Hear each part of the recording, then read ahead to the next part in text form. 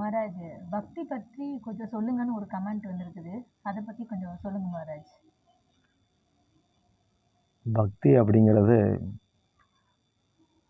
பகவானுடைய, அதாவது பகவான் நமக்கு எல்லாமே கொடுத்துருக்கிறார். காற்று இருக்குது, பார்க்கறதுக்கு சூரிய ஒளி மூலமாக பார்க்குறோம்.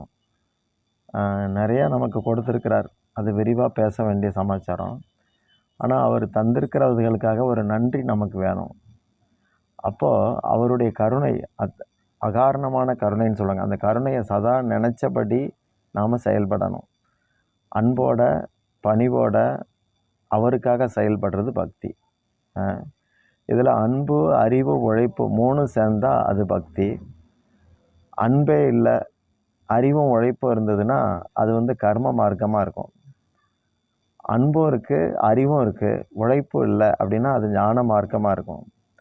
அடுத்து அன்பு இல்லை, அறிவு மட்டும்தான் இருக்குது, உழைப்பும் இல்லை. இது தியான பாரம்பரியத்தில் இப்படி இருப்பாங்க.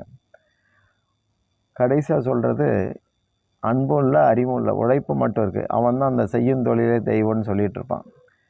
அவங்கள பற்றி கீதையில் பகவான் சொல்லும்போது நமாம் துஷ்கிருதினோ மூடர்கள் அப்படின்னு வருது. அதாவது அவங்க தீயவர்கள் தான். கடுமையாக உழைக்கணுங்கிறது நமக்கு அப்படி விதிக்கப்படலை.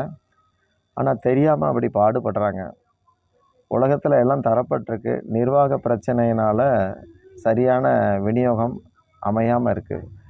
நம்ம அதற்குள்ளே நுழைய வேண்டாம். பக்தினா என்ன அப்படின்னா கடவுளுக்கு பணிகிறது ஞானத்துடைய துவக்கம். பணிவும் இருக்கணும், அன்பும் இருக்கணும், கடவுளுக்காக செயல்படுற குணமும் இருக்கணும். அதுதான் பக்தி.